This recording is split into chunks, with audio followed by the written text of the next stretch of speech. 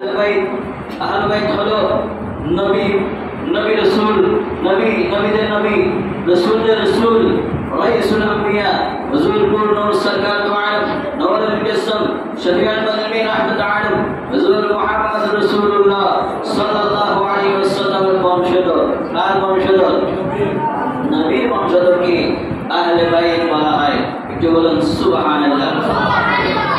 আল্লাহ সুবহানাহু ওয়া তাআলা এই আয়াতে কারিমা নাযিল করার একটা প্রেক্ষাপট আল্লাহ নাযিল করেছেন। আয়াত কিভাবে অবতীর্ণ হলো এটা তাফসীরের কিতাবের মধ্যে ব্যাখ্যা আসছে কিভাবে এই আয়াতে কারিমা নাযিল হলো। আমার নবীকে আল্লাহ জানিয়ে দেন, হাবিব আপনার দরবারে যারা এসেছে পাত্রী মহিলা পাত্রী আমার নবীজির কাছে এসেছিল, খ্রিস্টীয় অনুসারী ঈসাই অনুসারী, তারা খ্রিস্টান ছিল। ঈসাই অনুসারী যখন আমার নবীজির দরবারে আসলেন, নবীজির দরবারে এসে আরজ করতে লাগলেন, ইয়া রাসূলুল্লাহ ইয়া হাবিবাল্লাহ, ঈসা আলাইহিস সালাম হলো আল্লাহর পুত্র, জুরবান নাউজুবিল্লাহ। ঈসা আলাইহিস সালাম কার পুত্র? আল্লাহর পুত্র বলছে। আল্লাহ বলেছেন আমি কাউকে জন্ম দিই নাই এবং আমি কারো থেকে জন্মগ্রহণ করি নাই। তাহলে আল্লাহ বলেন আমি আল্লাহ এক, আমি কারো থেকে হয়নি, কারো থেকে জন্মগ্রহণ করিনি এবং কাউকে জন্ম দিইনি। তাহলে স্পষ্ট হয়ে যায় আমার আমি বলেন নয় নয় ঈসা আলাইহিস সালাম আল্লাহর পুত্র নয়, ঈসা আলাইহিস সালাম আল্লাহর পুত্র নয়। খ্রিস্টান পাত্রী মহিলা পাত্রী এবং তার অনুসারী আরো যারা রয়েছে আস্তার পাত্রী, তার অনুসারী আরো যারা ছিল তারা অপারক মানতে নারাজ হয়ে গেল এবং আল্লাহ পাক সুবহানাহু ওয়া তাআলা আয়াতে কারিমা নাযিল করেছেন, ফাকুল তাআলাউ নাদউ আবনাআনা ওয়া আবনাআকুম ওয়া নিসাআনা ওয়া নিসাআকুম ওয়া আনফুসানা ওয়া আনফুসাকুম থুম্মা নাবতাহিল ফানাজআল লা'নাতাল্লাহি 'আলাল কাফিরিন। আল্লাহু আকবার। আমার আল্লাহ বলে জানেন, ফাকুল তাআলাউ নাদউ আবনাআনা, হাবিব তাদেরকে মুবাহালা করতে পারেন। তারা যদি শরীক হয় তাহলে তারা জিতবে, আর যদি আপনি শরীক হন তাহলে আপনি জিতবেন। তাদেরকে এমন একটা ময়দানে আসতে বলেন, ময়দানে আসার পরে একে অপরকে লানত দেবেন। আবনাআনা ওয়া আবনাআকুম, ময়দানের মধ্যে তাদের পুত্রদেরকে নিয়ে আসতে বলেন। আমার নবী আমি আমার পুত্রদেরকে নিয়ে আসবো, তোমরা তোমাদের পুত্র সন্তান সন্ততি নিয়ে আসো। নিসাআনা ওয়া নিসাআকুম, আমি আমার মহিলাদেরকে নিয়ে আসবো, তোমরা তোমাদের মহিলাদেরকে নিয়ে আসবে। নিসাআনা ওয়া নিসাআকুম ওয়া আনফুসানা ওয়া আনফুসাকুম, এবং তোমরা নিজেও আসবে, আমি নবী নিজে উপস্থিত হব। আল্লাহু আকবার। এরপরে কি করবা? ثم نبتهل فنجعل لعنة الله على الكاذبين। এরপরে অতঃপর মৃত্যুর উপর একে অপরে লানত করব।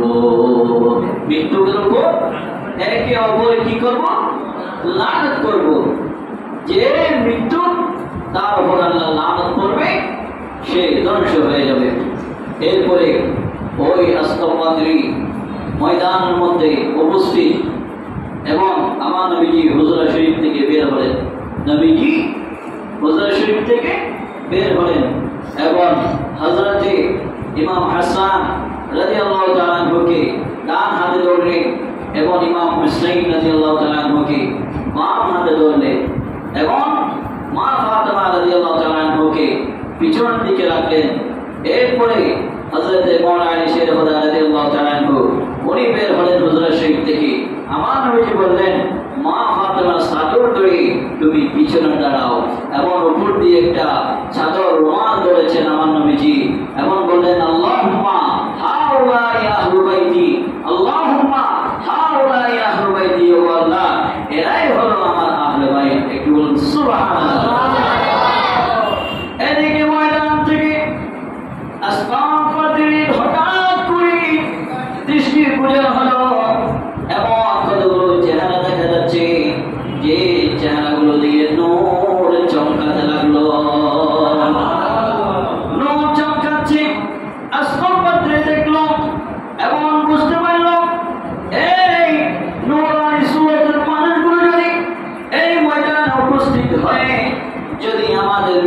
বদদুয়া করি তাহলে একজন খ্রিস্টান ঈসাইও এই ময়দান থেকে ফিরে যেতে পারবে না। আসমান পথে ডাক দিল قال يا معشر الناس ও আমার অনুসারী শোনো, ও খ্রিস্টান সম্প্রদায় শোনো, ইন্নী লা আরা উজুহান লাউ সাআলুল্লাহ আন ইয়াযিলা জাবালান মিন মাকানিহি লা আযানাহুল্লাহ। এমন সূরত নূরের সূরত মানুষগুলোকে আমি দেখতে পাচ্ছি, তারা যদি এই ময়দানে উপস্থিত হয়ে যদি তারা দোয়া করে, আল্লাহ এই পাহাড় স্থানান্তরিত করে পাহাড় দূরে সরে দেন, তাহলে আল্লাহ পাক ওনাদের দোয়া কবুল করে পাহাড় পর্যন্ত স্থানান্তরিত করে দিবে। সুতরাং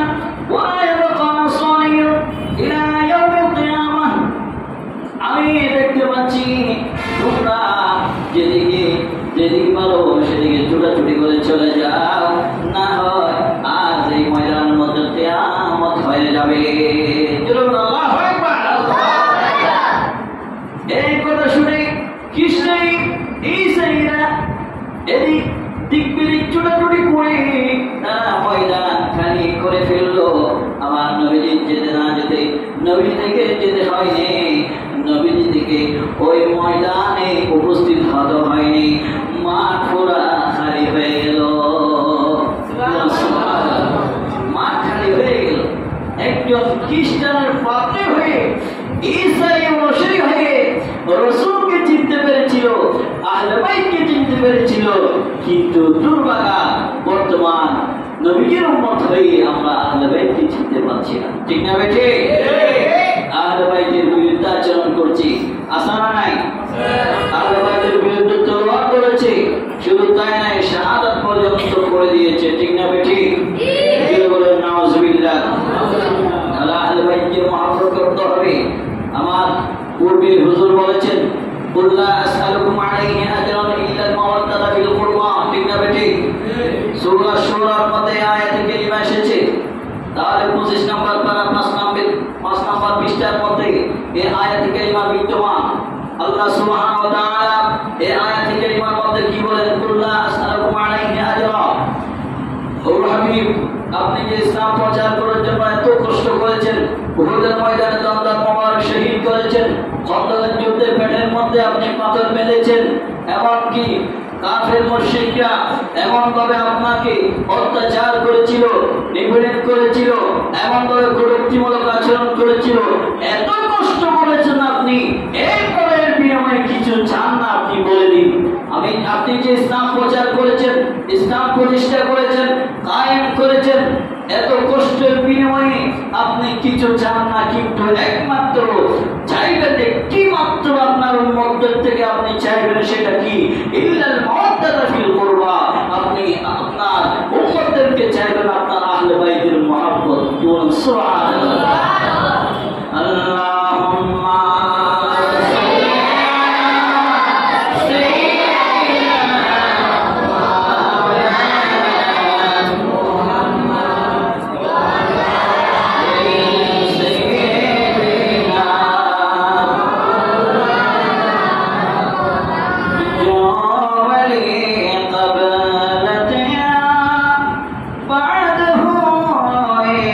يا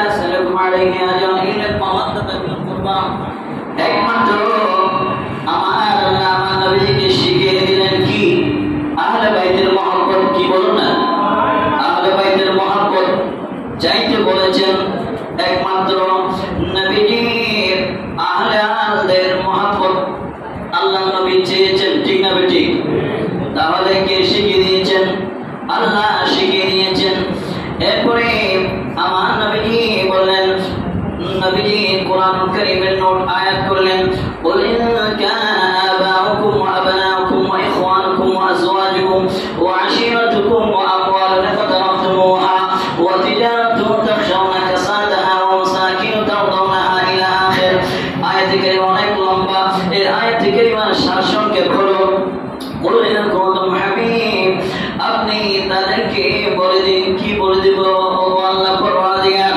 আপনি বলুন তাদের স্ত্রী পুত্র সন্তান সন্ততি তাদের ব্যবসা বাণিজ্য যা কিছু তাদের প্রিয় জিনিস আছে সকল কিছুর চেয়ে আপনি নবীকে মহব্বত করতে হবে আপনি নবীকে যদি ভালোবাসা না পারে মহব্বত করতে না পারে তাহলে সে প্রকৃত ঈমানদার হবে না কার কথা আল্লাহর কথা বুখারী শরীফের মধ্যে এসেছে বুখারী শরীফের হাদিস পাকের মধ্যে আমার নবীজি হাদিস পাকের মধ্যে বর্ণনা করেছেন নবীজিকে মহব্বত করার নাম হলো ঈমান ঠিক না ঠিক শুধু মুখ নয় অন্তর নয় অন্তর করতে হবে মুখে স্বীকার করতে হবে সব কিছুতে নবীজিকে ভালোবাসার নাম হলো ঈমান আল্লাহ আয়াতের মধ্যে বলেন 3 নম্বর পারা 13 নম্বর পৃষ্ঠার মধ্যে বলেন সূরা আলে ইমরান কুল ইন কুনতুম তুহিব্বুনাল্লাহ ফাত্তাবিউনি ইউহিব্বুকুমুল্লাহ আল্লাহ বলেন কুল ইন কুনতুম তুহিব্বুনাল্লাহ ফাত্তাবিউনি ইউহিব্বুকুমুল্লাহ ওয়া হাবিব আপনি আপনার উম্মতদেরকে জানিয়ে দেন কুল হাবিব তাদেরকে বলেন ইন কুনতুম তুহিব্বুনাল্লাহ ওয়া হাবিব তারা যদি আপনাকে ভালোবাসে ইত্তেবা করে অনুসরণ করে তাহলে আমি আল্লাহর অনুসরণ ইত্তেবা হয়ে যাবে তাতাবিউনি ইউহিব্বুকুমুল্লাহ অতঃপর আমি আল্লাহকে মানা হয়ে যাবে আপনি নবীকে যদি মানে তাহলে কাকে মানা হবে আল্লাহকে মানা হবে কে বলেছেন আল্লাহ বলেছেন কে বলেছেন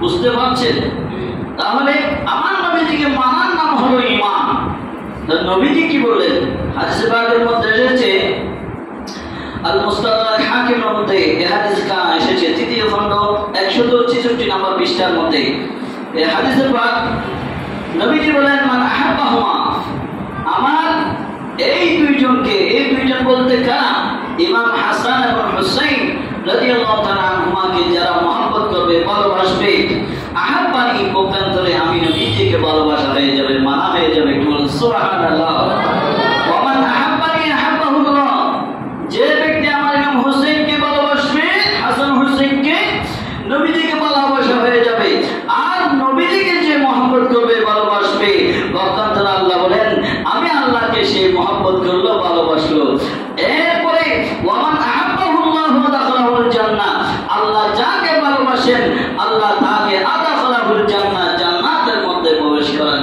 বলুন সুবহানাল্লাহ ওয়া মান আরাদাহুমা আরাদানি পক্ষান্তরে যারা ইমাম হাসান হুসাইন রাদিয়াল্লাহু তাআলা আনহুমাকে যারা শত্রু মনে করে শত্রুমি করবে এবং তাদের বিরুদ্ধে কটূক্তিমূলক আচরণ করবে তাদেরকে মহব্বত করবে না ওয়া মান আরাদানি আরাদাহুল্লাহ আমার নবীজি বলেন আমার সাথে সে শত্রুমি করলো একটু বলুন নাউজুবিল্লাহ আর নবীজিকে যারা নবীজির ব্যাপারে যারা শত্রুমি করবে দুশমনি করবে আল্লাহ বলেন সে আমার সাথে দুশমনি করলো কার সাথে আল্লাহর সাথে তাহলে এখানে দেখুন ইমাম হাসান হুসাইন রাদিয়াল্লাহু তাআলা আনহুমার সাথে যদি দুশমনি করেন শত্রুমি করেন তাহলে নবীর সাথে দুশমনি করা হয়ে গেল নবী বলেন আমার সাথে দুশমনি করা হলো আর যে ব্যক্তি নবীর সাথে দুশমনি করবে আল্লাহ বলেন সে আল্লাহর সাথে দুশমনি করলো কি বলুন নাউজুবিল্লাহ এরপরে আল্লাহ নবী বলেন মান নাবাহুল্লাহু ওয়া দাখালাহুন্না আর যে আল্লাহ যার সাথে শত্রুমি করবে, দুশমনি করবে, তাকে আল্লাহ আদখালাহুন নার, জাহান্নামে নিক্ষেপ করবে। জোরে জোরে বলুন নাউজুবিল্লাহ। তাহলে নবীর মহব্বত, আহলে বাইতের মহব্বত আমাদের অন্তরে ধারণ করার দরকার আছে না নাই? আমরা আহলে বাইতকে মহব্বত করব না করব? এইজন্য আশিক বলেন, আমি নবীজির পাগল, আমি মদিনার পাগল। পড়তে রাজি আছেন না নাই? শুনতে ইচ্ছা করি আশিকদের খোরাক। আমি নবীজির পাগল, আমি মদিনার পাগল, আমি নবীজির পাগল, আমি মদিনার পাগল। মদিনার তুলবালে মোর, মদিনার তুলবালে মোর নয়নের কাজল। আমি নবীজির পাগল, আমি মদিনার পাগল। পড়ুন না, আমি নবীজির পাগল, আমি মদিনার পাগল। আমার জিকির নবী নবী, দুই চোখে মদিনার ছবি। ঠিক না বেঠিক? আশিক রাসূলের জিকির হবে নবী নবী। আমার জিকির নবী নবী, দুই চোখে মদিনার ছবি। নবীর প্রেমে দিতে রাজি, নবীর প্রেমে দিতে রাজি জীবনের সকল। আমি নবীজির পাগল, আমি মদিনার পাগল, আমি নবীজির পাগল, আমি মদিনার পাগল। আমি নবীজির পাগল, আমি মদিনার পাগল। মদিনার দুলবালে মোর, মদিনার দুলবালে মোর নয়নের কাজল। আমি নবীজির পাগল, আমি মদিনার পাগল। আমার রোগের সকল ঔষধ দয়াল নবীর সালাম দরুদ। ঠিক না বেঠিক? হযরত হাসান বিন সাবিত রাদিয়াল্লাহু তাআলা আনহু, উনি যখন অসুস্থ হয়ে গেলেন, প্যারালাইসিস হয়ে গেলেন, উনি যখন নবীর শানে কসিদা পড়তেন, আমার নবীজি খুদ ওনাকে দিদার দিয়ে, আমার নবীর সালাম মুবারক উপহার দিয়ে ওনাকে সুস্থ করে দিলেন। একটু আল্লাহু আকবার। উনি বলেন, আমি যখন রাসূল সালাহানি পড়ি, নবীজির শান আমি যখন মন কামাল করি, তখন আমার হৃদয়ের প্রশান্তি লাভ করে। একটু আল্লাহু আকবার। আমার রোগের সকল ঔষধ দয়াল নবীর সালাম দরুদ। পড়ুন না, আমার রোগের সকল ঔষধ দয়াল নবীর সালাম দরুদ। ভক্তি চিত্তে পড়ি যখন, ভক্তি চিত্তে পড়ি যখন হয় সুস্থ সবল। আমি নবীজির পাগল, আমি মদিনার পাগল, আমি নবীজির পাগল, আমি মদিনার পাগল। মদিনার তুলবালে মোর নয়নের কাজল, মদিনার তুলবালে মোর নয়নের কাজল। আমি নবীজির পাগল, আমি মদিনার পাগল। আল্লাহুম্মা সাল্লি আলা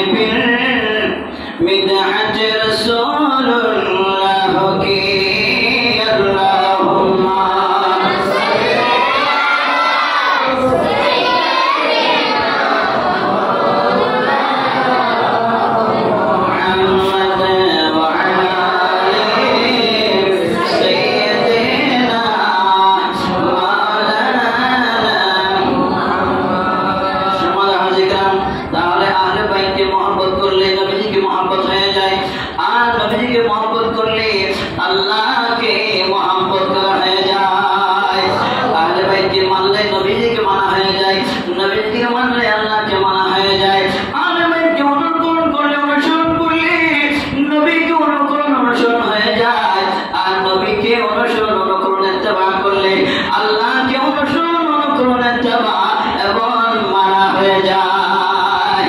ঠিক না বেটে? আর সন্দেহ আছে?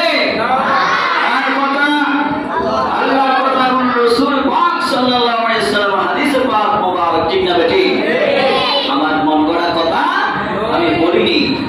তাহলে আহলে বাইত কারা আপনাদেরকে পরিচয় দিলাম সংক্ষেপে, এবং হুব্বু রাসূল হুব্বু আহলে বাইত সম্পর্কে সংক্ষেপে আলোচনা করলাম। ইমাম হাসান হুসাইন রাদিয়াল্লাহু তাআলা ওনারা কারা, ওনাদের সম্পর্কে আমার নবীজি হাদিস পাকের মধ্যে বলেন, আল হাসান ওয়াল হুসাইন সাইয়্যিদা শাবাবি আহলিল জান্নাহ। ইমাম হাসান এবং হুসাইন রাদিয়াল্লাহু তাআলা ওনারা কে তোমরা কি জানো? আমার নবীজি বললেন তারা হলো জান্নাতের যুবকদের সর্দার। দেখেন অনেক যুবক আছেন না নাই? দুই একজন ছাড়া সবাই যুবক। সবাই বলুন আলহামদুলিল্লাহ। আজকের এই মাহফিল হচ্ছে যুবকদের উদ্যোগে। ঠিক না বেটে? তাহলে যুবকদের অন্তরের মধ্যে আহলে বাইত রয়েছে। ঠিক না বেটে? আহলে বাইতের মহব্বত আল্লাহ সুবহানাহু ওয়া তাআলা এই যুবকদের আহলে বাইতের মহব্বত আল্লাহ কবুল করুন। সবাই বলে আমিন। তাহলে সমাজ হাজির کرام আহলে বাইত এর মহব্বত আমাদের অন্তরে ধারণ করতে হবে।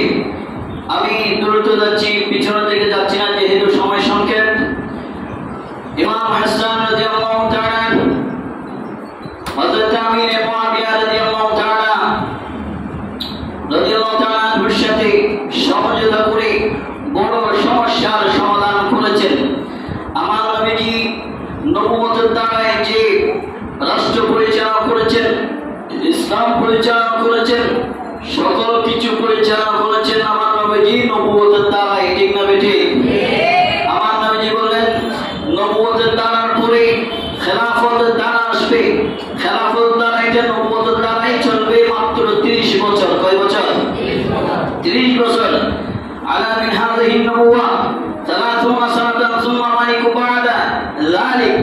নবীজি বললেন 30 বছর আমি জানানোর পথে পথ অনুসরণ করে 30 বছর চলবে। এরপরে মুলুকিয়ত আসবে। এরপরে কি আসবে? রাজতন্ত্র আসবে, একক শাসন আসবে।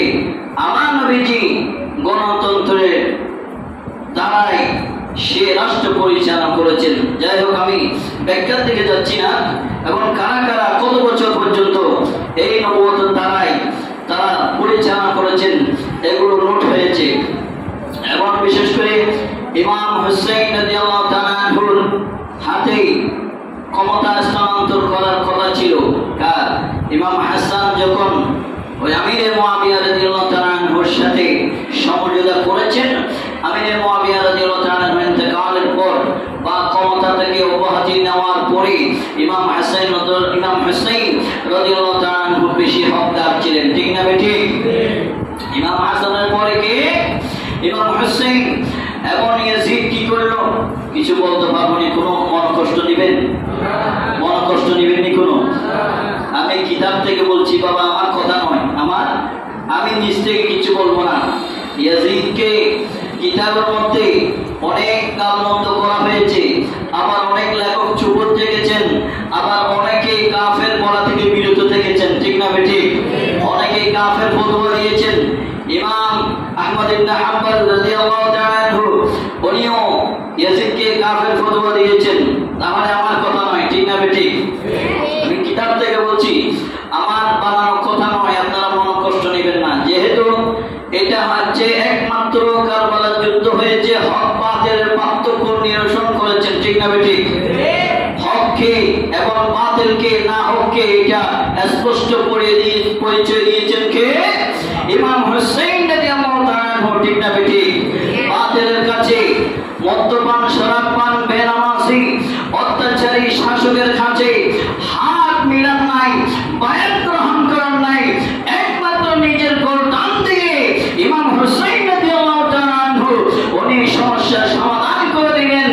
ইসলাম যখন মরে যাচ্ছে প্রায়, তখনই ইমাম হুসাইন রাদিয়াল্লাহু তাআলা আনহু নিজের তরুণটা রক্ত দিয়ে ওই ইসলামের ছাড়ার মধ্যে রক্তের পানি দিয়ে ইসলামকে আবার সুজলা সুফলা করেছেন। একটি বলুন আল্লাহু আকবার। তাই ইমাম হুসাইন রাদিয়াল্লাহু তাআলা যখন মদিনা শরীফের মধ্যে অবস্থান করছেন তখন আমির মুআবিয়া রাদিয়াল্লাহু তাআলা উনি ইন্তেকাল করেছেন। ইয়াজিদ কি করলো, পিতার ইন্তেকাল গোপন রেখে উনি ক্ষমতার মধ্যে আসীন হলেন। ক্ষমতার মধ্যে আসীন হওয়ার পরে উনি চিঠি পাঠিয়ে দিলেন মদিনার গভর্নরের কাছে। মদিনার গভর্নরের কাছে চিঠি পাঠিয়ে দিলেন। চিঠি পাঠানোর ওখানে লিখছেন, মদিনার গভর্নর শোনো, হযরত ইমাম হুসাইন রাদিয়াল্লাহু তাআলা আনহুকে ডাকবে এবং আব্দুল্লাহ বিন জুবাইর রাদিয়াল্লাহু তাআলা আনহুমাকে ডাকবে এবং আব্দুল্লাহ ইবনে ওমর রাদিয়াল্লাহু তাআলা আনহুমাকে ডাকবে। ডেকে এই তিনজন থেকে প্রথমে বায়াত গ্রহণ করবে। জোরে বলুন নাউজুবিল্লাহ। এবং এই কথা যখন চিঠি পাঠিয়ে দিলেন মদিনার গভর্নরের কাছে, মদিনার গভর্নর কি করলেন, বার্তা পাঠিয়ে দিলেন ইমাম হুসাইনের কাছে, আব্দুল্লাহ বিন জুবাইরের কাছে, আব্দুল্লাহ বিন ওমরের কাছে বার্তা পাঠিয়ে দিলেন। তখন তলব করলেন মদিনার গভর্নর, তলব করার সাথে ওয়ালিদ বিন আকবা, মদিনার গভর্নর নাম ওয়ালিদ বিন আকবা তলব করলেন ইমাম হুসাইন রাদিয়াল্লাহু তাআলা আনহু উনি মদিনা শরীফের মধ্যে রিয়াজাতুল মুশাহাদা করলেন, নামাজ দোয়া তাসবিহ তাহলিল আদায় করতে লাগলেন। এমন সময় বার্তা পাওয়া আসলো জোহরের পরে। ইমাম হুসাইন বলল, এটা তো আন টাইম, এই টাইমে মদিনার গভর্নর ডাকার কোনো কথা নয়, কোনো অঘটন ঘটেছে, হয়তো ইমাম হুসাইন রাডারে ধরা পড়েছে, বেলায়েতের রাডারে। ইমাম হুসাইন রাদিয়াল্লাহু তাআলা মনে মনে বললেন, হয়তো আমির মুআবিয়া ইন্তেকাল করেছে, মনে হয় আমির মুআবিয়া ইন্তেকালের পরে হয়তো ইয়াজিদ মসনদ আসীন হয়েছে, ইয়াজিদের কাছে বায়াত গ্রহণ করার জন্য হয়তো আমাদেরকে ডাকছে। বার্তাবাহক বলল, ঠিক আছে তুমি চলে যাও, আমি আসবো। ইমাম হুসাইন রাদিয়াল্লাহু তাআলা সঙ্গী সাথীদেরকে নিয়ে, সংক্ষেপে বলতে হচ্ছে, ইমাম হুসাইন রাদিয়াল্লাহু তাআলা সঙ্গী সাথীদেরকে নিয়ে গভর্নর হাউসের মধ্যে গেলেন। যাওয়ার পরে ওয়ালিদ বিন আকবা বলল, আপনাকে ইয়াজিদের হাতে বায়াত গ্রহণ করার জন্য বলেছেন। ইমাম হুসাইন সুন্দরভাবে উত্তর দিলেন, ঠিক আছে আমি একটু চিন্তা করি, আমি একটু চিন্তা ভাবনা করি। ওনার সাথে ছিলেন মারওয়ান বিন হাকাম। উনি বললেন, মদিনার গভর্নর ওয়ালিদ বিন আকবা, ইমাম হুসাইনকে আপনি আপনার অনুকূলে নিয়ে আসেন। ইমাম হুসাইন যদি চলে যায় তাহলে আর বসে আনতে পারবেন না, যদি বায়াত না গ্রহণ করে তাহলে আপনি তাকে কতল করে দিন। জোরে জোরে বলুন নাউজুবিল্লাহ। ওয়ালিদ বিন আকবা উনি ছিলেন আহলে বাইতের মুহাম্মদুর ভদ্রলোক। উনি বললেন, মারওয়ান বিন হাকাম তুমি কি বলেছো, তুমি কার বিরুদ্ধে কি বলেছো?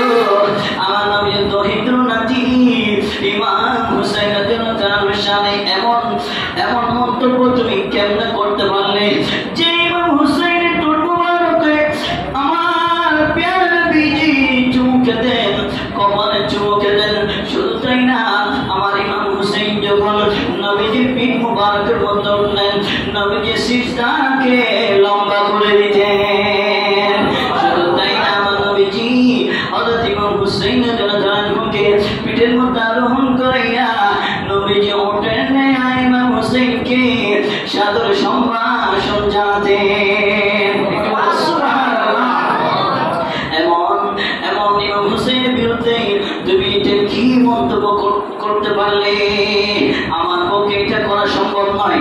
আমার ইমাম হুসাইন বলল, এই লবিনের বাচ্চা, লবিন গিরগিটির সন্তান, ওনার পূর্বপুরুষ লবিনী ছিল, মানুষদের রক্ত শোষণ করতো, আমার বিন হাকামের বংশধর। আমার ইমাম হুসাইন এক কথা বলে তাড়াহুড়া করে ওই গভর্নর হাউস থেকে চলে আসলেন। চলে আসার পরে সিদ্ধান্ত নিলেন মদিনা শরীফ থেকে মক্কা শরীফের মধ্যে রওনা দিবেন, সপরিবারে রওনা দিবেন। নানাজির কাছে রওজা শরীফের নিকট গেলেন এবং ইয়া রাসূলুল্লাহ ইয়া হাবিবাল্লাহ, নানা যান, আমি মদিনা শরীফ থেকে করে আমি মক্কা শরীফের উদ্দেশ্যে রওনা দিব। আমার নবীজির কাছে অনেক আকুতি মিনতি করেছেন এবং কথাবার্তা করেছেন। এক পর্যায়ে যখন তন্দ্রাচ্ছন্ন হলো, আমার নবী দিদার দিলেন এবং ইমাম হুসাইনের জন্য দোয়া করলেন, আল্লাহুম্মা আতিল হুসাইনা সাবরান ওয়া আজরা, আল্লাহুম্মা আতিল হুসাইনা সাবরান ওয়া আজরা। ও ইমাম হুসাইন শুনো, আমার দহিন্দ্র নাতি, তোমার এমন যন্ত্রণা আসবে, এমন মুসিবত আসবে, পাহাড় সমান পরিমাণ মুসিবত আসবে, যন্ত্রণা আসবে, সাগর পরিমাণ তোমার মুসিবত হবে, তুমি ধৈর্য ধারণ করবা। এবং আল্লাহর কাছে আমি ফরিয়াদ করছি, আল্লাহুম্মা আতিল হুসাইনা সাবরান ওয়া আজরা। ও পরওয়ারদিগার রব্বুল আলামিন, আমার ইমাম হুসাইনকে ধৈর্য ধারণ করার শক্তি সামর্থ্য দান করো। আমার নবীজি কি জন্য দোয়া করলেন? সবরের জন্য। আমার নবীজি দোয়া করতে পারতেন, ওগো আল্লাহ শাহাদাত ইমাম হোসেনকে দিও না, এটা তো দোয়া করতে পারতেন, ঠিক না বেঠিক? এটা দোয়া করেন নাই, সবরের জন্য দোয়া করেছেন। তাহলে ইন্নাল্লাহা মা'আস সাবিরিন, নিশ্চয়ই আল্লাহ মহান, আল্লাহ সবরকারীদের সাথে আছেন। আমার নবীজি জানেন ইমাম হুসাইনের সাথে কে আছেন? আল্লাহ আছেন। ইমাম হুসাইনের সাথে আল্লাহ থাকবেন এবং সবরকারীর সাথে আল্লাহ থাকবেন। সেই জন্য আমার নবীজি সবরের জন্য দোয়া করেছেন। এবং শাহাদাত এটা যার তার নিকট, এটা যার তার কপালে জুটে না শাহাদাত। যারা শাহাদাত বরণ করে তারা মৃত নয়, তারা জীবিত। তারা কি? ওয়ালা তাহসাবান্না আল্লাযীনা কুতিলু ফী সাবিলিল্লাহি আমওয়াতা বাল আহইয়াউন ইনদা রাব্বিহিম ইউরযাকুন। 4 নম্বর পারা 11 নম্বর পৃষ্ঠার মধ্যে রয়েছে, মহান আল্লাহ বলেন, যারা আল্লাহর রাস্তায় নিহত হয় এবং তাদেরকে তোমরা মৃত বলে ধারণাও করিও না। কি করিও না? চিন্তা তো দূরের কথা, ধারণাও করিও না, বরং বাল আহইয়াউন ইনদা রাব্বিহিম ইউরযাকুন, তারা আমি আল্লাহর পক্ষ থেকে রিজিক প্রাপ্ত। একটু বলুন সুবহানাল্লাহ। তারা কার কথা? আল্লাহর কথা। তারা আমার নবীও জানেন শাহাদাত বরণ করলে মৃত্যু বরণ নয়, শাহাদাত বরণ করলে এটা জীবিত। একটু বলুন আল্লাহু আকবার। এরপরে ইমাম হুসাইন রাদিয়াল্লাহু তাআলা আনহু উনি মদিনা শরীফ থেকে মক্কা শরীফের মধ্যে রওনা দিলেন। মক্কা শরীফের মধ্যে পৌঁছে ওদিক থেকে কুফা থেকে প্রায় চিঠি আসতে আসতে এক রওয়ায়াতের মধ্যে এসেছে 50, আরেক রওয়ায়াতের মধ্যে এসেছে 53, আরেক রওয়ায়াতের মধ্যে এসেছে প্রায় 12,000 চিঠি কুফাবাসীরা দিয়েছিল, দাওয়াত দিয়েছিল। ঠিক না বেঠিক? কুফাবাসীরা দাওয়াত দিয়েছিল। চিঠির মধ্যে কি লিখেছিল? ওই চিঠির মধ্যে লিখলেন, আমাদের এই কুফার মধ্যে কোনো আমিন নেই, কোনো আহলে বাইতের কোনো ইমাম নেই। আপনি নবীর বংশধর, আপনি আমাদের ইমাম, আপনি চলে আসুন, আমরা আপনার হাতে বায়াত গ্রহণ করব। আর যদি আপনি না আসেন তাহলে আমরা ইয়াজিদের হাতে বায়াত গ্রহণ করতে বাধ্য হয়ে যাব। কিয়ামতের ময়দানে নানা জান যদি জিজ্ঞাসা করে, রাসূল পাক সাল্লাল্লাহু আলাইহি ওয়াসাল্লাম যদি জিজ্ঞাসা করে, আমার ইমাম হুসাইন থাকতে তোমরা কেন ইয়াজিদের হাতে হাত দিলা, এই কথা যখন বলবে তখন আমরা বলবো, আমরা তো দাওয়াত দিয়েছিলাম আপনার নাতি ইমাম হুসাইন রাদিয়াল্লাহু তাআলা আনহুকে, আমরা দাওয়াত দিয়েছিলাম কিন্তু উনি আসে নাই। এই কথা এভাবে যখন ওনারা চিঠির মধ্যে লিখলো, আর ইমাম হুসাইন আর ওখানে বসে থাকতে পারেন নাই। ইমাম হুসাইন রাদিয়াল্লাহু তাআলা আনহু উনি যাওয়ার জন্য ইচ্ছা পোষণ করলেন। তৎকালীন বড় বড় সাহাবী হযরত আব্দুল্লাহ বিন আব্বাস, হযরত আব্দুল্লাহ বিন ওমর, এভাবে ওরা বড় বড় সাহাবী যারা আছে তারা বলল, কুফাবাসীরা বেওফাদার, কুফাবাসীরা বেওফাদার, আপনার পিতার সাথে তারা বেঈমানি করলো, আপনার পিতার সাথে দুশমনি করলো, বেওফাই করলো, আপনার সাথে হয়তো করতে পারে, আপনি যাবেন না, আপনি যাবেন না। আরেকজন পরামর্শ দিল, তাহলে আপনার একজন প্রতিনিধি পাঠান। তাহলে প্রতিনিধি কে যাবে? বললেন ভাই ইমাম মুসলিম বিন আকিল রাদিয়াল্লাহু তাআলা আনহু, ওনাকে বললেন আপনি যান। উনি রাজি হলেন এবং ওনার 2 সন্তান, সংক্ষেপে বলতে হচ্ছে ওনার 2 সন্তান ইমাম মুহাম্মদ, ইমাম ইব্রাহিম, একজন 6 বছর, একজন 8 বছর, ওনারাও পিতা যান মুসলিম বিন আকিল রাদিয়াল্লাহু তাআলা আনহুমার সাথে কুফার মধ্যে রওনা দিলেন। কুফার মধ্যে গিয়ে প্রায় একদিনে 12,000 বায়াত গ্রহণ করেছেন। সুবহানাল্লাহ। কিভাবে সম্পাদন জানেন, কিভাবে সম্মান করেছেন এবং এত বেশি মহব্বত দেখালেন। একটু বুঝবেন, বেশি মহব্বত যারা দেখায় তারা এক পর্যায়ে ক্ষতি করে। ঠিক না বেঠিক? বেশি মহব্বত দেখাচ্ছে এবং দেখা যাচ্ছে এক সপ্তাহে প্রায় 40,000 কুফাবাসী ইমাম মুসলিম বিন আকিলের হাতে, ইমাম হুসাইন রাদিয়াল্লাহু তাআলা আনহুর হাতে বায়াত গ্রহণ করেছে। একটু বলুন সুবহানাল্লাহ। এদিকে চিঠি পাঠিয়ে দিলেন ইয়াজিদের কাছে, চিঠি পাঠালেন আব্দুল্লাহ ইয়াজিদের কাছে চিঠি বলেন আব্দুল্লাহ হাজরামি যখন ইয়াজিদের কাছে চিঠি পাঠিয়ে দিলেন, চিঠি এভাবে লিখলেন, মদিনা শরীফ থেকে মক্কা শরীফ থেকে ইমাম হুসাইনের প্রতিনিধি কুফার জমিনের মধ্যে আসলো। ইমাম মুসলিম বিন আকিল রাদিয়াল্লাহু তাআলা আনহু নিয়ে আসলেন। ইমাম হুসাইনের পক্ষে প্রায় এক সপ্তাহে 40,000 বায়াত গ্রহণ করেছে। এই অবস্থায় থাকলে কুফা আপনার হাসদার হয়ে যাবে। আপনি উবাইদুল্লাহ বিন জিয়াদকে গভর্নর বানিয়ে আপনি কুফার মধ্যে পাঠাইলেন।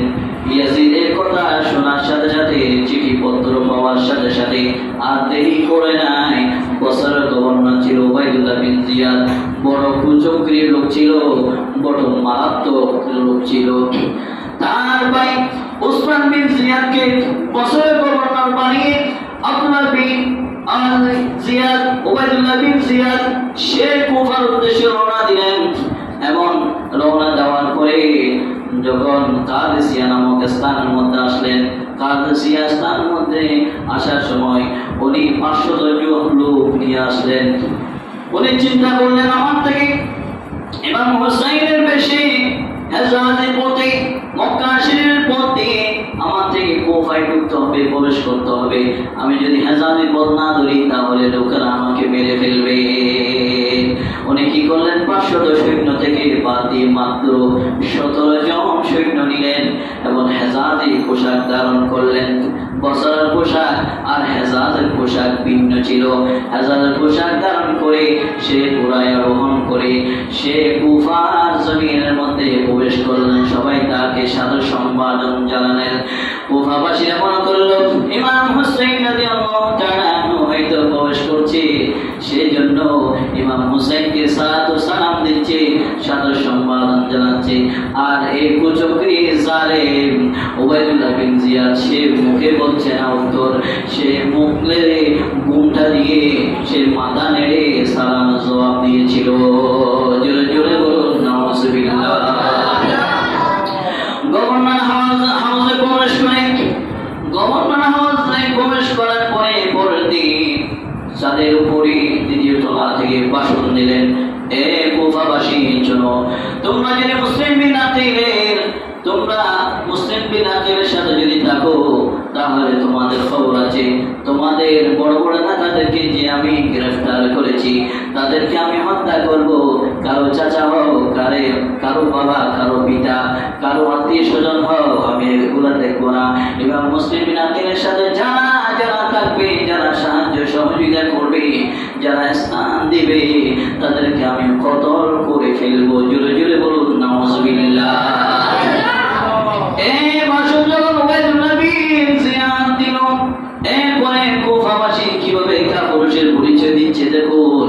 কুফাবাসীরা প্রায় যেতে যেতে প্রায় 40,000 থেকে 500-এর মধ্যে চলে আসলো। ইমাম মুসলিম বিন আকিল রাদিয়াল্লাহু তাআলা আনহু যখন কুফার মসজিদে যখন নামাজ পড়লেন, মাগরিবের নিয়ত করলেন, তখন পিছনে মাত্র 500 জন লোক ছিল। 500 জন লোক, কয়শত? 500 লোক ছিল। মাগরিবের নামাজ কয় রাকাত? 3 রাকাত পড়তে পড়তে সালাম যখন ফিরালেন দেখলেন একজনও নাই। কেমন কাপুরুষের পরিচয় দিল। সবাই দুনিয়ার লোভে, সবাই ক্ষমতার লোভে, টাকার লোভে, দিনারের লোভে, সকল বই বিধি ইয়াজিদের লোভে, সকল মুসলিম বিন আকিলের সঙ্গে সাথে যারা ছিল সবাই মুসলিম বিন আকিলকে ছেড়ে চলে গেলেন। মুসলিম বিন আকিল কি করলো, মাগরিবের নামাজ পড়ে গলিতে গলিতে হাঁটতে লাগলেন। সব দরজা বন্ধ। কিছুক্ষণ পূর্বে সব দরজা খোলা ছিল এবং বিশাল আকারে দাওয়াতের লিস্ট করেছিল আর মুসলিম বিন আকিলের জন্য একটা দরজাও খোলা নেই। মুসলিম বিন আকিল কি করল? হানিফ বিন উরওয়ার কাছে চলে গেলেন। হানিফ বিন উরওয়া আহলে বাইতের খুবই মহব্বতের লোক ছিল। ওনার করে যখন বললেন, হুজুর আসুন, সব দরজা বন্ধ হলে আমার দরজা আপনার জন্য খোলা। হানিফ বিন উরওয়া ওনার কোন আশ্রয় নিলেন এবং ওই ইয়াজিদের কুচক্রী বাহিনীরা, গোয়েন্দা বাহিনীরা খবর খুঁজে খবর নিয়েছিলেন।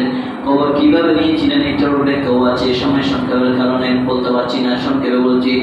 এরপরে ইমাম মুসলিম বিন আকিল রাদিয়াল্লাহু বের হয়ে গেলেন।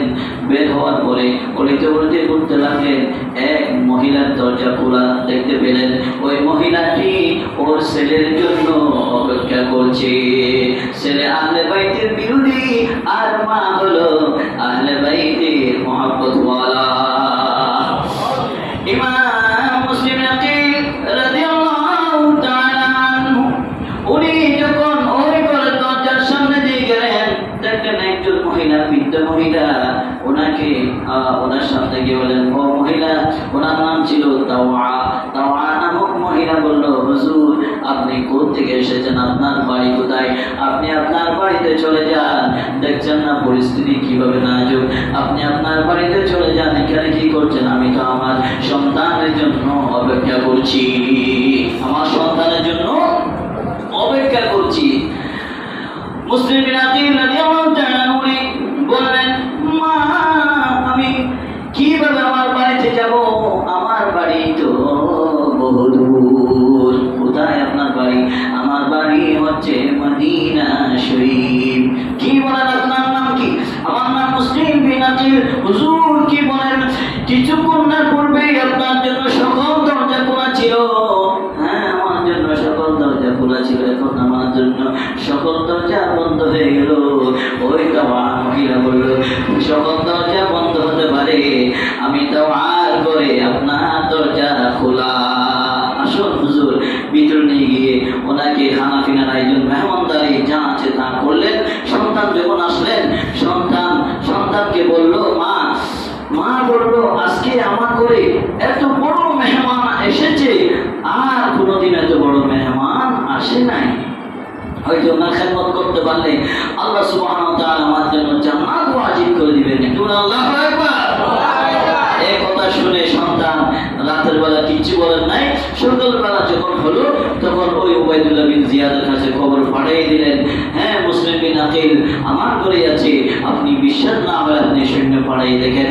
আশাসের নেতৃত্বে প্রায় 300 সৈন্য পাঠিয়ে দিলেন এবং মুসলিম বিন আকিল যখন ঘোড়ার আওয়াজ শুনতে পেলেন, তরবারি নিয়ে বের হলেন। বের হওয়ার পরে যুদ্ধ করতে করতে এক পর্যায়ে ওই আশাস নেতৃত্বের বাহিনীরা এমন ভাবে নেজা তীর নিক্ষেপ করেছে, পাথর নিক্ষেপ করেছে, একটা পাথর লেগে তার দান্দান মুবারক শহীদ হয়েছে। একটু বলুন নাউজুবিল্লাহ। এরপরে ইমাম মুসলিম আকিল একটু পানি চাইলেন, তাওয়া মহিলার কাছে একটু পানি চাইলেন। পানি যখন গ্লাস আনলো খাবে, এমন ভাবে রক্ত প্রবাহিত হচ্ছে, রক্ত পড়তে পড়তে গ্লাস যে পানি এনেছে এই পানি রক্ত হয়ে গেল। এরপরে আরেকটা গ্লাস নিয়ে আসলো, সেটাও পুনরায়, এবং আরেক গ্লাস নিয়ে আসলো, পরপর 3 গ্লাস। যখনই খাবে তখনই মুখের রক্ত এমন ভাবে প্রবাহিত হচ্ছে, মুখে রক্ত পড়ে ওই গ্লাসের পানি রক্ত হয়ে গেল, আর পানি জুটলো না। মহিলা যখন বলল, হুজুর আরেক গ্লাস নিয়ে আসি, ইমাম মুসলিম বিন আকিল রাদিয়াল্লাহু তাআলা ওই ডাক দিয়ে বললেন, মা আর পানি আনার দরকার নাই, হয়তো আমার আর পানি পান করার সে সময় নেই। ওই আশাসের নেতৃত্বে যারা এসেছিল তারা বলল, হুজুর কেন আপনারা আমার সাথে যুদ্ধ করলেন? মিথ্যা কথা দিয়ে হয়তো আপনি ওয়াইদের কাছে গিয়ে আপনি কথাবার্তা বলবেন, কথাবার্তা বলে সমাধান করবেন, এই আশ্বাস দিয়ে ধরে নিয়ে গেল, গ্রেফতার করে নিয়ে গেল এবং ওই গভর্নর হাউসের মধ্যে নিয়ে ওনাকে শহীদ করে দিলেন। জোরে বলুন ইন্না লিল্লাহি ওয়া ইন্না ইলাইহি রাজিউন। শহীদ করার পূর্বে উনি 3টা নসিহত করলেন অথবা 4টা নসিহত করলেন।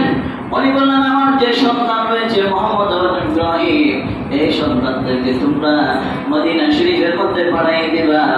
আর 2 নাম্বার নসিহত হলো আমার কিছু কর্জ রয়েছে 700 দিরহাম মতো, 700 দিরহাম তোমরা পরিশোধ করবা। এবং 3য় নসিহত হলো আমার দরকার এখানে তোমরা কোনোভাবে তোমরা দাফন করবা। 4র্থ নসিহত হলো আমার এই শাহাদাতের খবর আমার ভাই ইমাম হুসাইন রাদিয়াল্লাহু তাআলা আনহুর কাছে পৌঁছে দিবা। এই কথা বলার পরে শীতল বাতাস আসতে লাগলো, ঠান্ডা বাতাস। উনি চিন্তা করলেন হয়তো এই কুফার কাফিররা হয়তো আমার এই খবর আমার নসিহতগুলো পালন করতে নাও করতে পারে, হয়তো পালন না করবে। তারা এমনভাবে পরিচয় দিয়েছিল, কাপুরুষের পরিচয় দিয়েছিল, তারা হয়তো না পৌঁছাতে পারে। হে বাতাস শুনো, কবির ভাষায় বলেন আইবাদ সাবা আহবাব মা আগার বগসুরি, আইবাদ সাবা আহবাব মা আগার বগসুরি, ইযা লাকিতা হাবিবি ফাকুল লাহু কবরি। এ বন্ধুরা বাতাস শুনো, এ কুফাবাসীরা হয়তো আমার খবর নাও পৌঁছাতে পারে। ও বাতাস, আমার মন হচ্ছে তুমি শীতল বাড়া, তুমি মক্কা শরীফে যাবে, হয়তো মদিনা শরীফে যাবে। তুমি যদি মক্কা শরীফের দিকে যাও তাহলে আমার এই খবর, আমার শাহাদাতের খবর আমার ভাই ইমাম হুসাইনকে একটু জানিয়ে দিও। আমার সন্তানকে তারা এই অবস্থায় ফেলে রেখেছে, আমার সন্তানকে পরবর্তীতে ওনার সন্তানকে হত্যা করা হয়েছিল।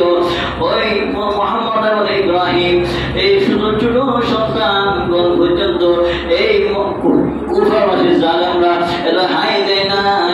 এবং এরপরে যেদিন এই ইমাম মুসলিম বিন আকিল রাদিয়াল্লাহু তাআলা যেদিন শাহাদাত বরণ করেছেন জিলহজ মাসের 3 তারিখ 60 হিজরি। কত তারিখ?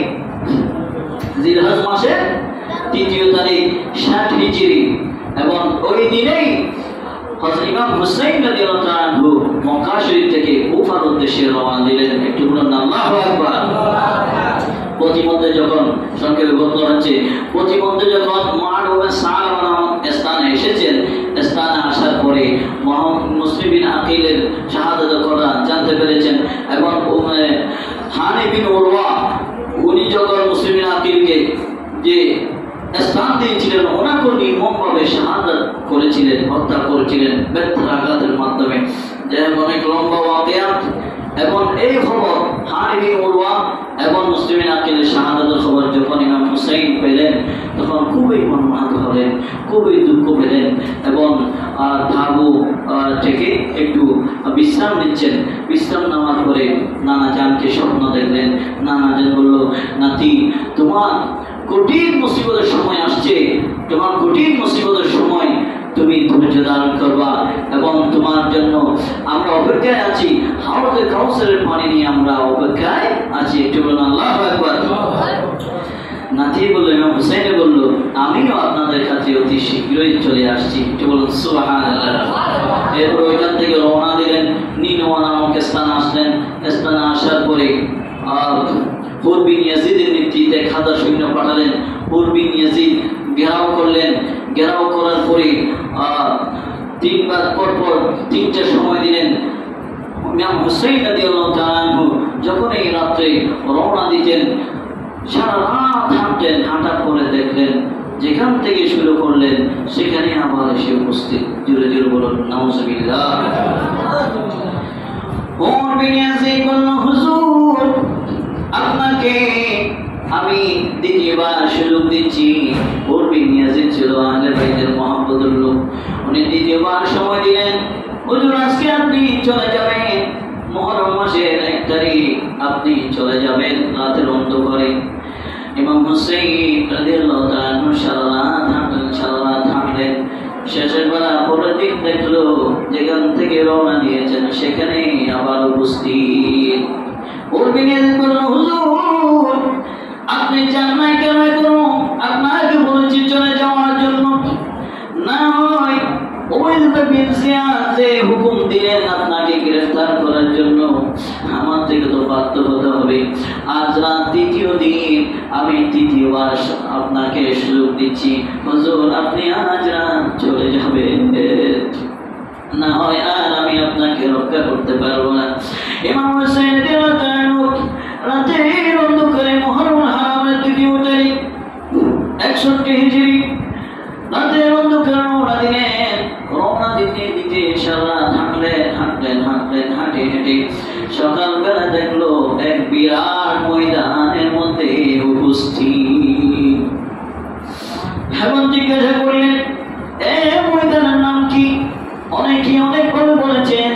একজন বললেন হুজুর এই ময়দানের নাম হলো ইউকালু লাহা কারবালা। এই কথা যখন বললেন ইমাম হুসাইন হঠাৎ করে চমকে উঠলেন, আমার নানা জান এই ময়দানের কথাই বলেছেন। আল্লাহু আকবার। নানা জানের কথা সত্য। আমার এখানে এই ময়দানের মধ্যে আমার শাহাদাতের স্থান, এই ময়দানের মধ্যে আমার শাহাদাত হবে। ও সঙ্গী সাথীরা, তোমরা তোমাদের বাহনগুলো এখানে তোমরা তাবুত টাকাও, আমি এখানে অবস্থান করব, কারণ আমার নানা জানার কথা মিথ্যা হতে পারে না, রাসূলের কথা মিথ্যা নয়, নানা জানার কথা সত্য। এরপর এদিকে আরো আমার বিন সাদের নেতৃত্বে 4000 সৈন্য ওই এখানে রওনা দিলেন। 4000 সৈন্য চলে আসলেন। এভাবে সংক্ষেপে বলতে হচ্ছে, অনেক লম্বা ওয়াকে যেহেতু সময় নেই। এভাবে আস্তে আস্তে প্রায় 22,000 সৈন্য চলে আসলেন। কয় হাজার? 22,000 সৈন্য চলে আসলেন। চলে আসার পরে ইমাম হুসাইন বলল, আমি তো এখানে যুদ্ধ করার জন্য আসি নাই, তোমরা কেন আমাকে যুদ্ধ করার জন্য বলছো? আমি তো এখানে দাওয়াত পেয়ে এসেছি, তোমরা দাওয়াত দিয়েছো, দাওয়াত দিয়ে কেন তোমরা বেঈমানি করছো? দাওয়াত দিয়ে কেন বেঈমানি করছো? তখন উবাইদুল্লাহ বিন জিয়াদ চিঠি পাঠালেন, না হয় ইমাম হুসাইনকে ইয়াজিদের হাতে পায়ে গ্রহণ করতে হলো, আর না হয় যুদ্ধ করতে হলো, দুইটা থেকে যে কোনো একটা। আমার বিন সাদ উনি আহলে বাইতের মহব্বতের লোক ছিল। উনি ইমাম হুসাইন রাদিয়াল্লাহু তাআলা আনহুর সাথে পরামর্শ করে ইমাম হুসাইন রাদিয়াল্লাহু তাআলা আনহু 3টা শর্ত দিলেন। কয়টি শর্ত? 3টা শর্ত দিলেন। প্রথম নাম্বার শর্ত হলো, আমি ইমাম হুসাইন রাদিয়াল্লাহু তাআলা আনহু যেখান থেকে এসেছি আমাকে সেখানে চলে যেতে দাও, আর না হয় এটাও যদি পারো না লাগে, দ্বিতীয় শর্ত, আমাকে কোনো পাহাড় পর্বতে আমাকে চলে যেতে দাও, আমি সেখানে বসবাস করব। আর যদি এটাও তোমাদের যদি ভালো না লাগে, তাহলে তৃতীয় কন্ডিশন হলো, আমাকে সরাসরি ইয়াজিদের কাছে নিয়ে যাও, আমি তোমাদের সাথে কি কথা বলবো, আমি ইয়াজিদের সাথে কথা বলে আমি এই সমস্যার সমাধান করব। যেভাবে আমার বড় ভাই ইমাম হাসান রাদিয়াল্লাহু তাআলা আনহু হযরত আমির মুআবিয়া রাদিয়াল্লাহু তাআলা আনহুর সাথে সমঝোতা করে বড় সমস্যার সমাধান করেছিলেন, আমিও ইয়াজিদের কাছে আমি পরামর্শ করে এই সমস্যার সমাধান করব, আমাকে ইয়াজিদের কাছে নিয়ে যাও। এভাবে যখন কন্ডিশন দিলেন, আমার বিন সাদ চিঠি পাঠালেন উবাইদুল্লাহ জিয়াদের কাছে, কুফার গভর্নরের কাছে যখন চিঠি পাঠালেন, তখন উনি প্রথমে চিঠির এর কথা শুনে ওনার একটু দিন নরম হলো, কিন্তু ওনার পাঠের যে সীমান ছিল, বড় কুচক্রী লোক, বড় ফিতনাবাজ, উনি বলল, আপনি যদি এখন ইমাম হুসাইনকে যদি হাতছাড়া করেন, আপনার নাগালে এসেছে, আপনি পুনরায় আর ওনাকে বসে আনতে পারবেন না, নাগালে আনতে পারবে না। এভাবে উনি বললেন। তখন কি বললো? সীমান বলল, আপনার এই আদেশ যদি অমান্য করে, তাহলে আদেশ অমান্য করলে ওনাকে কতল করেন, আর যদি ইয়াজিদের হাতে বায়াত গ্রহণ করে, তাহলে ওনাকে পাঠিয়ে দিতে বলেন, আপনার যা খুশি, আপনি যা পুরস্কার করবেন আপনি করবেন। এভাবে চিঠির ভাষায় লিখলেন। আবার উবাইদুল্লাহ বিন আমার বিন সাদ চিঠি পাঠালেন, তোমাকে হুসাইনের পক্ষে ওকালতি করার জন্য আমি বলি নাই, হুসাইনের পক্ষে তুমি কেন ওকালতি করছো? হয়তো বায়াত গ্রহণ করবে, হয়তো আমাদের কথা মানবে, আর না হয় যুদ্ধ করবে। জোরে জোরে বলুন নাউজুবিল্লাহ। এরপরে মুহররম হারাম 9 তারিখ, সংক্ষেপে বলতে হচ্ছে মুহররম হারামের 9 তারিখ 61 হিজরি মাগরিবের পর হলো।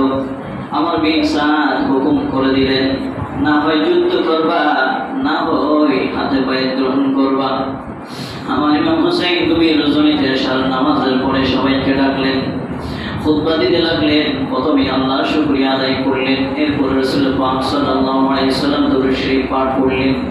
পাঠ করার পরে এরপরে সাথে সঙ্গীদেরকে ভাষণ দিতে লাগলেন। ও আমার সঙ্গীরা, তোমরা উত্তম সাথী, তোমরা উত্তম পরিবার। আল্লাহ এই উত্তম পরিবার, দ্বিতীয় কোন উত্তম পরিবার আর সৃষ্টি করে নাই। আমি দু জাহান সরদার নবী, কামলে ওয়ালা নবী, রসুলদের রসুল, রইসুল আম্বিয়া, হুজুর পূর্ণর সরকার দোয়ায় নওদে মুজাসসাম শফিউল মদিনা আহমদ আলী হুজুর মুহাম্মদুর রাসূলুল্লাহ সাল্লাল্লাহু আলাইহি ওয়াসাল্লাম আহলে বাইত, রসুলের বংশধর, উত্তম পরিবার, তোমরা উত্তম বংশধর। ও আমার সঙ্গে সাথীরা শুনো, ইয়াজিদের কাজে উবাইদুল্লাহ বিন জিয়াদের কাজে দুশমন হলাম আমি। তারা আমাকে হত্যা করতে চায়, তোমাদেরকে নয়। আমার জন্য কেন তোমাদের প্রাণ দিবা? তোমরা এই রাতে অন্ধকারে তোমরা মক্কা শরীফের দিকে, মদিনা শরীফের দিকে, যার যেদিকে খুশি তোমরা সেদিকে চলে যেতে পারো। এভাবে যখন ইমাম হুসাইন বলতে লাগলো, তোমার সঙ্গী সাথীরা বলল, ও আমির মুমিনিন ইমাম হুসাইন, শুনুন, আমরা 100 বার শহীদ হলো, 1000 বার আমরা জিন্দা হলো, আবার 1000 বার যদি শহীদ হয়ে যায়, তাহলে আপনাকে আমরা এভাবে ফেলে আমরা কোনোদিনও যেতে পারবো না। আমাদের যতক্ষণ পর্যন্ত রক্ত থাকবে, যতক্ষণ পর্যন্ত আমাদের জান থাকবে, ততক্ষণ পর্যন্ত আপনাকে আমরা একটা আঘাতও লাগতে দিব না। আর কুফাবাসীরা কিভাবে করলো, তারা কাফের কিভাবে পরিচয় দিল? ইমাম মুসলিমের সাথে আর ইমাম হুসাইনের সঙ্গী সাথীরা কি করলো দেখুন। ইমাম হুসাইনের সঙ্গীরা বললো, আপনাকে ছেড়ে যাব না। 1000 বার শহীদ হলো, আবার 1000 বার জিন্দা হলো, আবার 1000 বার আমরা যুদ্ধ করবো, শহীদ হয়ে যাব, এরপর আপনাকে ছেড়ে যাব না। আর ইমাম মুসলিম বিন আকিলের সাথে যারা বায়াত গ্রহণ করেছে, একটু দুনিয়ার বয়ে, একটু রক্তের বয়ে, জানের বয়ে, তারা সবাই ইমাম মুসলিমকে ছেড়ে চলে গেল। কিভাবে কাফেরের পরিচয় দিলেন দেখুন, হক বাতিল কিভাবে নিরসন করছেন। এরপরে ইমাম হুসাইন তাদেরকে বললেন, তোমরা যদি না যাও তাহলে আজাদ ইবাদত করো, কোরআন তেলাওয়াত করো, তাসবিহ তাহলিল করো, জিকির আজকার করো। সংক্ষেপে বলতে হচ্ছে, ইমাম হুসাইন রাদিয়াল্লাহু তাআলা আনহু তখন নামাজ পড়ে কোরআন তেলাওয়াত শুরু করলেন। আসমানের ফেরেশতারা চলে আসলেন। শুধু তাই নয়, পশু পাখি, জিন জাতিরা ইমাম হুসাইন রাদিয়াল্লাহু তাআলা আনহুর কোরআন তেলাওয়াত শ্রবণ করার জন্য চলে আসলেন। এমন মধুর কণ্ঠে কোরআন তেলাওয়াত করছেন, সেই কোরআন তেলাওয়াত শোনার জন্য জিন জাতিরা পর্যন্ত চলে আসলো। এরপরে ইমাম হুসাইন রাদিয়াল্লাহু তাআলা কোরআন তেলাওয়াত, তাসবিহ তাহলিল, জিকির আজকার করে সারা রাত পার করে দিলেন। এরপর যখন সকালবেলা 7টা হলো, 7টার সময় যুদ্ধের বাজনা বাজালেন। আর ইমাম হুসাইন রাদিয়াল্লাহু তাআলা বোন যায়েনাব বিন ফাতেমা বিন আলী রাদিয়াল্লাহু তাআলা, উনি বলেন, ভাইজান আপনি এখনো হেরান দিয়ে তোমরার জন্য আছেন। ভাইজান এদিকে তো যুদ্ধের বাজনা বাজিয়ে দিল, আপনি এখনো যুদ্ধের জন্য প্রস্তুতি না। আমার ইমাম হুসাইন চুপ করে বলল, বোন আমিও যুদ্ধের জন্য প্রস্তুত। আল্লাহু আকবার। এরপরে ইমাম হুসাইন বললেন, আমি আমার নামাজের সাথে দিদার হলো, নামাজের হাউজে কাউসার পানি নিয়ে আমার আম্মা জান, আব্বা জান, বড় ভাই ইমাম হাসান রাদিয়াল্লাহু তাআলা আমার নানা জান সহ সবাই আমার জন্য হাউজে কাউসারের পানি নিয়ে দণ্ডায়মান কামান। আমি বলেছি, না যান, অতি শীঘ্রই আমিও আপনাদের কাছে চলে আসছি। এরপরে যুদ্ধ শুরু হয়ে গেল। সীমাত ওই আবার বিন সাদের নেতৃত্বে তাদের সৈন্যরা তীর নিক্ষেপ করলো। ইমাম হুসাইন রাদিয়াল্লাহু তাআলার সঙ্গী সাথীরা বলল, হুজুর আমরা যুদ্ধ করব না? তোমরা যুদ্ধ এখন করিও না, তোমরা আগে যুদ্ধ করবে না, কারণ আমরা যুদ্ধ করার জন্য আসি নাই। তোমাদেরকে যখন নিক্ষেপ করা হবে, তোমাদের কাছে যখন গোলাবারুদ আগুন তীর নিক্ষেপ করা হবে, তখন তোমাদেরকে যখন মারা হবে, তখন তোমরা প্রতিহত করার জন্য তোমরা যুদ্ধ করবে। কি রকম শিক্ষা দেখুন! তাহলে আমরা একে অপরকে মারবো না, এটা মারা শিক্ষা দেয় নাই, একে অপরকে আঘাত করার শিক্ষা দেন নাই। ইমাম হুসাইন রাদিয়াল্লাহু তাআলা আনহু প্রত্যেক কদমে কদমে, প্রত্যেক কথায় কথায় কিভাবে আমাদেরকে শিক্ষা দিলেন, একটু বলুন সুবহানাল্লাহ। এরপরে যুদ্ধ শুরু হয়ে গেল। যুদ্ধ শুরু হওয়ার সাথে সাথে একের পর এক শাহাদাত বরণ করছে, শাহাদাত বরণ করছে। শাহাদাত বরণ করতে করতে সবাই মুসলমান এবং আহলে বাইতের পুরুষগণ যারা আছে, পুরুষ সবাই কি হয়ে গেল? শহীদ হয়ে গেল। এবং হযরত ইমাম হুসাইন রাদিয়াল্লাহু তাআলা আনহুর ছোট শাহজাদা আলী আসগর 6 মাসের মাত্র শাহজাদা, উনি 10 দিন পর্যন্ত খানা পিনা নাই, কোনো কিছু নাই। আহলে বাইতের মহিলাগণের স্তন পর্যন্ত শুকিয়ে গেল, দুধের বাচ্চা দুধ পাচ্ছে না, পানির জন্য চটপট করছে, জান চলে যাবে, জান চলে যাবে, এইভাবে সংক্ষেপ বলতে হচ্ছে। ইমাম আলী আসগরের জন্য ইমাম হুসাইন রাদিয়াল্লাহু তাআলা আনহু নিয়ে একটু পানি চাইলেন, কিন্তু পানির বিনিময়ে কি গেল? হের মালা কাহেল, এত কুচুক্তি, এত মারাত্মক লোকটা তীর মিস হয় না। সে দূর থেকে এমন ভাবে তীর নিক্ষেপ করলো, ইমাম আলী আসগরের বুক ছেদ করে ইমাম হুসাইন রাদিয়াল্লাহু তাআলা আনহু বাহু ছিদ্র করে সে তীর বের হয়ে গেল।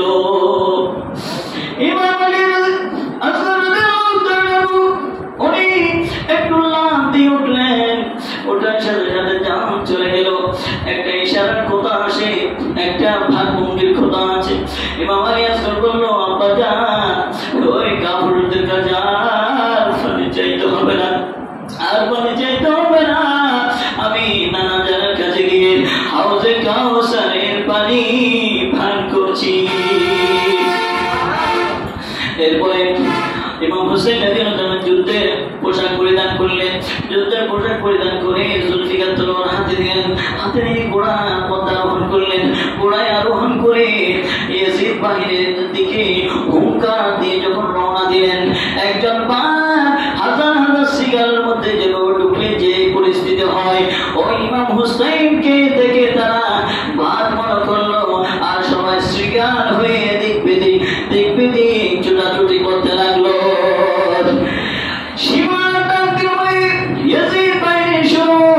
তোমরা 22,000 সৈন্য, মাত্র একজন, ওনাকে দেখে তোমরা এদিক সেদিক ছুটাছুটি করছো কেন? কেন কম্পন করছো? কেন ভয় পাচ্ছ? তোমরা সামনে গিয়ে যদি যুদ্ধ করার সাহস না পাও, তাহলে দূর থেকে তীর নিক্ষেপ করো। তীর নিক্ষেপ করতে করতে প্রায় 72টি তীর আঘাত, তলোয়ার আঘাত, এমন আঘাত প্রাপ্ত ইমাম হুসাইন রাদিয়াল্লাহু তাআলা আনহু দুর্বল হয়ে গেলেন, মাটিতে লুটিয়ে পড়লেন। এমন সময় 2 রাকাত নামাজ পড়ার জন্য ইচ্ছা পোষণ করলেন, অসীমান নেই, আমাকে 2 রাকাত নামাজ পড়ার জন্য একটু সুযোগ দাও। ইমাম হুসাইন রাদিয়াল্লাহু তাআলা আনহু নামাজ পড়ছেন, এমন সময় রুকু দিয়েছেন এবং সিজদা দিয়েছেন। সিজদার মধ্যে প্রথম সিজদা থেকে উঠতে পারেন নাই, শয়তান ওয়াসওয়াসা দিতে লাগলো, শিকার করলো, একে অপরকে অপরজন বলাবলি করতে লাগলো। ইমাম হুসাইন রাদিয়াল্লাহু তাআলা যদি সিজদা থেকে উঠতে পারে, তাহলে তোমরা 22,000 সৈন্য নয়, 22 কোটি সৈন্য হবে, তোমরা একজন রেহাই পাবে না। আর দেরি না করে ইমাম হুসাইনকে এখনই কতল করো, জোরে জোরে বলুন নাউজুবিল্লাহ।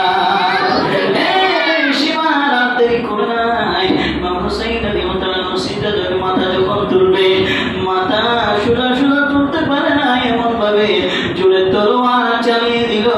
ইমাম হুসাইন রাদিয়াল্লাহু তাআলা শাহাদাত বরণ করেছেন। ইন্না লিল্লাহি ওয়া ইন্না ইলাইহি রাজিউন।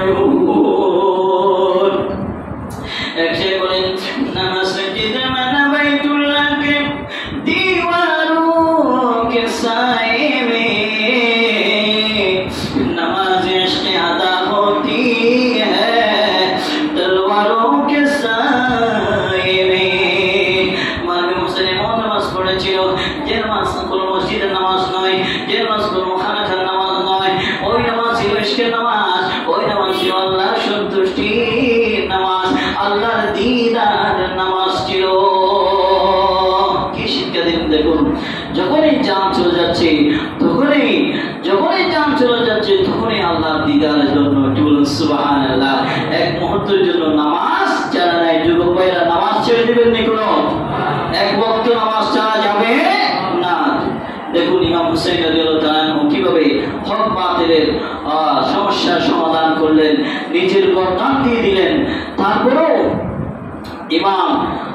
তারপরও ইয়াজিদের হাতে বাইক গ্রহণ করেন নাই। কারণ হলো ইয়াজিদ পাপিষ্ঠ, নির্লজ্জ, মদ্যপানকারী, জানাকারী, শরাবী, সন্ত্রাসী, যত অপকর্ম আছে সকল অপকর্মের মধ্যে বড় বড় কবিরা গুনার মধ্যে সে লিপ্ত থাকতো। জোরে জোরে বলেন নাউজুবিল্লাহ। আমাদের ইমাম হুসাইন রাদিয়াল্লাহু তাআলা আনহু শিক্ষা দিলেন, যদি জান দিতে হয়, যদি রক্ত দিতে হয়, যদিও বা গর্দান দিতে হয়, তাহলে গর্দান দেবে। তারপরে বাতিলের পক্ষে আপোষ করতে পারবে না। বাতিলকে বাতিল বলতে হবে, আর হককে হক বলতে হবে। হককে লা ইলাহা ইল্লাল্লাহ মুহাম্মাদুর রাসূলুল্লাহ সাল্লাল্লাহু আলাইহি ওয়াসাল্লাম, এই দামানে ইস্তেকামত থাকতে হবে। ঠিক না বেঠিক? মুঝে কো ফাওয়ালো, একটু চলবে নি? আমি শেষ করে দিচ্ছি, যেহেতু টাইম দিয়েছেন 10:30, এখন প্রায় 11টার দিকে।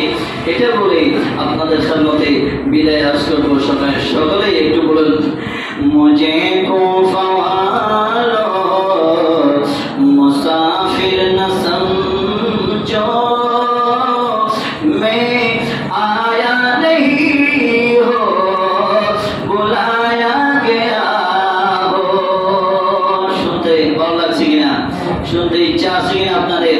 একটু মুখে মুখে মহব্বত আওয়াজ দিয়ে শুনবেন, মহব্বত আওয়াজ দিয়ে পড়বেন, তাহলে আহলে বাইতের মহব্বত হয়ে যাবে।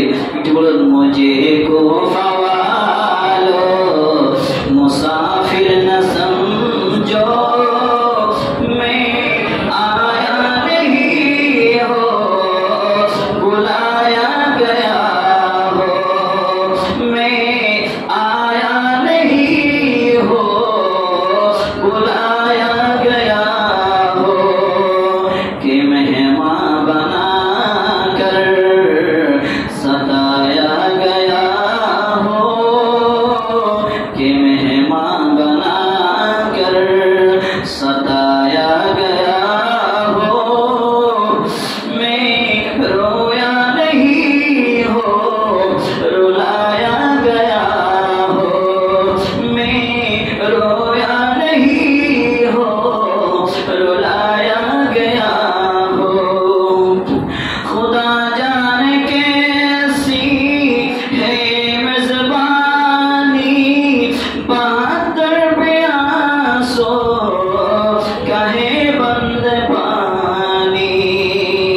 खुदा जाने कैसी है मेजबानी, बहत्तर प्यासो कहे बंद पानी।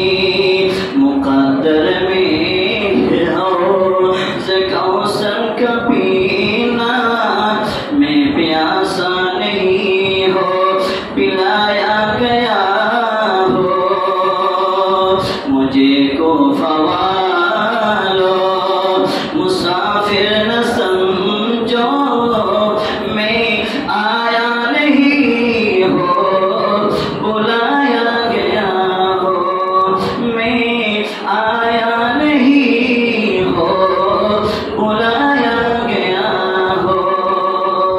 আমি তো এমনি আসি নাই, দাওয়াত পেয়ে এসেছি। ঠিক না বেঠিক? তোমরা দাওয়াত দিয়ে পানি বন্ধ করে দিলা। আল্লাহ। আজকের এই মাহফিল থেকে আমাদের শিক্ষা অর্জন করতে হবে। এই কারবালার মাহফিল হলো চেতনা মাহফিল। চেতনা শিক্ষা দিলেন। কি শিক্ষা দিলেন? আমরা এই শাহাদাতের ঘটনা শুনে কান দিয়ে শুনেছি, আবার কান দিয়ে শুনেছি আর কান দিয়ে বের করে দিয়েছি, এভাবে হবে না। আমাদের চেতনা জাগ্রত করতে হবে। আমরা ইয়াজিদের হাতে, আমরা কোনো ইয়াজিদ বাহিনীর সাথে আমরা আপোষ করব না। দুই হাত তুলে বলুন আমরা আপোষ করব। আমরা আপোষ করতে রাজি আছি নেই। আমরা কেউ ইমাম হুসাইনের বিরুদ্ধে আচরণ করব না, ইয়াজিদের হাতে আমরা হাত দিব না। এবং প্রত্যেক মোড়ে মোড়ে এমনকি অনেক মসজিদ থেকে অনেক মিম্বার থেকে ইয়াজিদের সম্মান কীর্তন করা হয়। জোরে বলেন নাউজুবিল্লাহ। মান মাতা আলা হুব্বি আলে মুহাম্মদ সাল্লাল্লাহু আলাইহি ওয়াসাল্লাম জাআলাল্লাহু কবরাহু মাযারান লিল মালাইকাতির রাহমা। ইমাম হুসাইন রাদিয়াল্লাহু তাআলা আনহু আহলে বাইতের মুহাব্বত যার অন্তরে থাকবে, সে মুহাব্বত নিয়ে যদি কবরের মধ্যে যায়, আমার নবীজি বলেন তার জন্য যদি কেউ কবর জিয়ারত করে যদি নাও থাকে, তাহলে জাআলাল্লাহু মাযারান লিল মালাইকাতির রাহমা, আল্লাহর কোটি কোটি ফেরেশতারা ওই বান্দার জন্য জিয়ারত করবে। আল্লাহু আকবার। আমরা সেই ইমাম হুসাইনকে মুহাব্বত করতে রাজি আছি না?